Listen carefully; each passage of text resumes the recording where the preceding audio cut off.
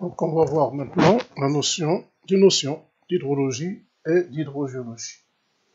Donc ça c'est le chapitre 3.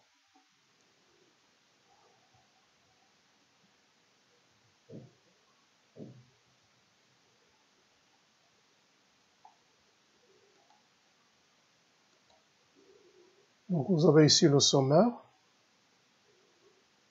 Donc une introduction, notion d'hydrologie, notion d'hydrogéologie et l'hydrothermalisme continental.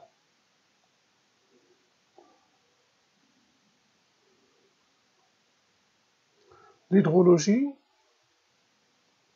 c'est une science qui s'intéresse aux eaux de surface. Donc il s'intéresse surtout aux eaux de surface. Donc il va s'intéresser surtout aux précipitations, à l'évaporation et à l'infiltration des eaux de surface. L'hydrogéologie, elle, c'est une science qui s'occupe essentiellement des eaux souterraines.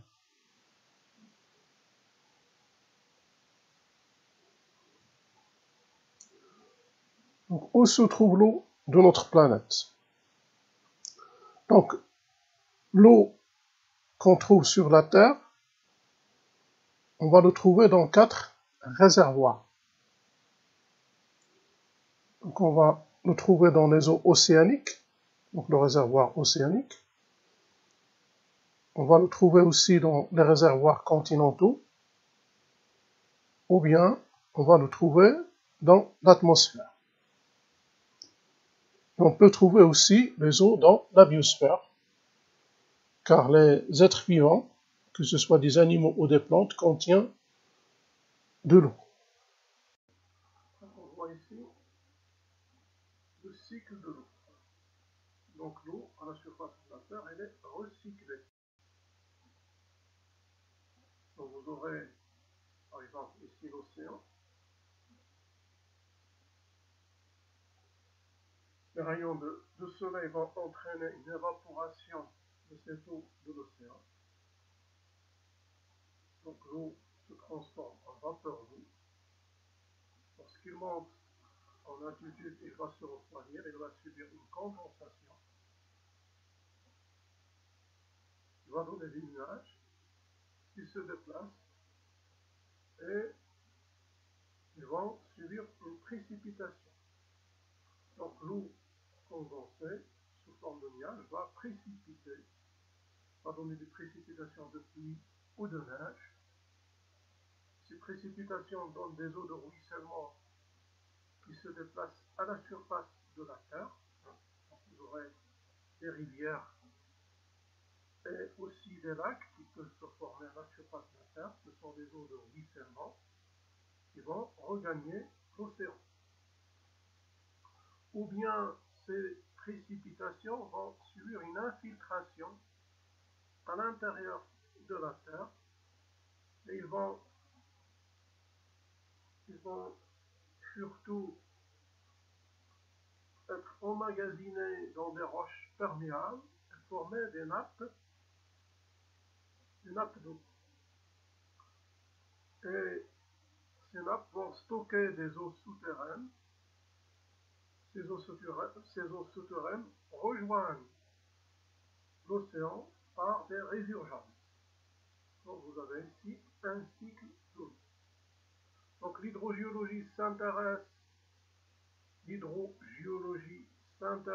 surtout aux eaux souterraines et l'hydrologie s'intéresse au cycle de l'eau et surtout s'intéresse aux eaux de surface.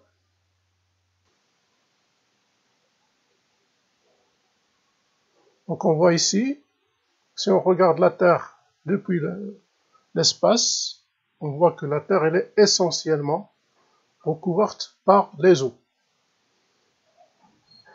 surtout les eaux des océans. Donc la Terre, on parle de la planète bleue. Donc la Terre ne couvre que 29% de la surface de la Terre. Et les océans, eux, ils couvrent 71% de la surface de la Terre. Et si on regarde ici, vous avez les eaux de la Terre. Vous aurez des eaux surtout salées, qui constituent 97%, et les eaux douces ne constituent que 3% de l'eau contenue dans notre planète Terre.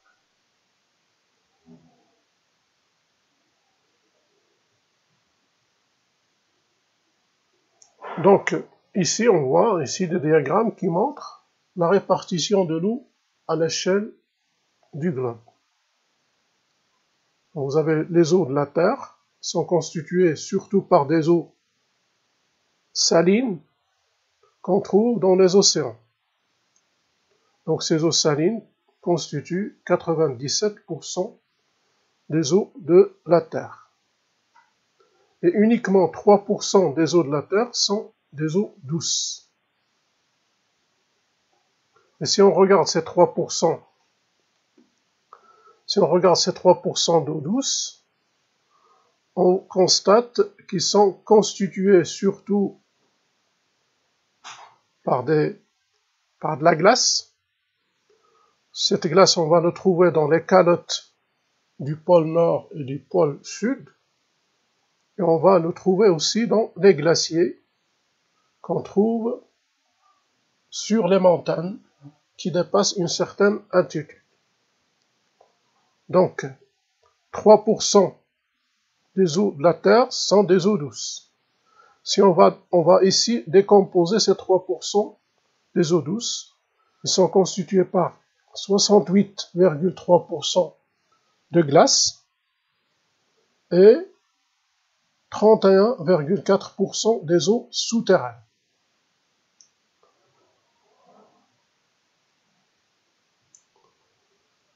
Et vous avez ici 0,3% des eaux de surface. Donc, 68,3% c'est constitué de glace, 31,4% ce sont des eaux souterraines, et 0,3% ce sont des eaux de surface. Dans ces eaux de surface, on trouve ici 0,04%, c'est constitué des autres constituants de l'eau. C'est l'eau qu'on trouve essentiellement dans l'atmosphère et qu'on trouve dans la biosphère, c'est-à-dire dans les plantes, essentiellement dans les plantes. Donc ces eaux de surface, on va les décomposer et on va voir que les eaux de surface, les eaux douces de surface, on trouve ces eaux surtout dans des lacs qui constituent 87% de l'eau de surface, de l'eau douce de surface, et 11% on va les trouver dans les marais, et les rivières ne constituent que 2% des eaux de surface.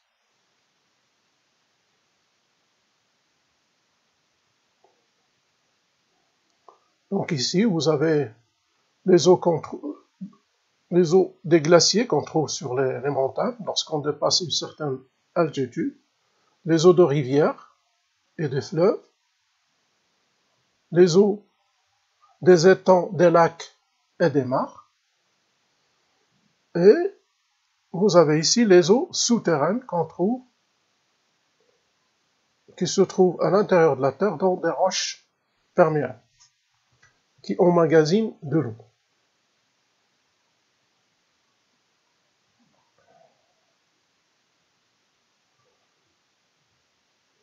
Après, on va voir le diagramme de phase de l'eau.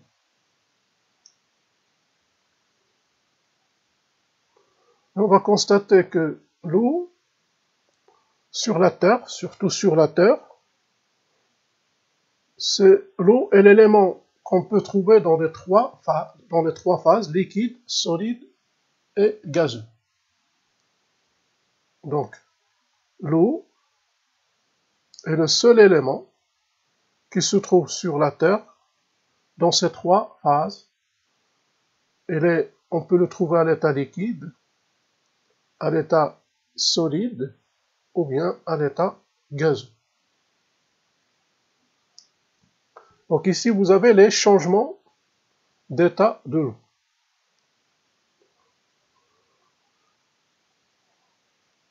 Si la glace se transforme en eau liquide, c'est la fusion. Si l'eau liquide se solidifie, dans la glace, c'est la solidification. Donc l'eau liquide, il peut s'évaporer et donner la vapeur d'eau. C'est l'évaporation. La vapeur d'eau peut se condenser et donner un liquide, c'est la condensation. Donc le passage de l'état gazeux à l'état liquide, c'est la condensation. Et la vapeur d'eau, lorsqu'il se solidifie, vous avez la déposition. Et la glace, lorsqu'il va se transformer directement en vapeur d'eau, c'est la sublimation. Donc vous avez ici les transformations d'état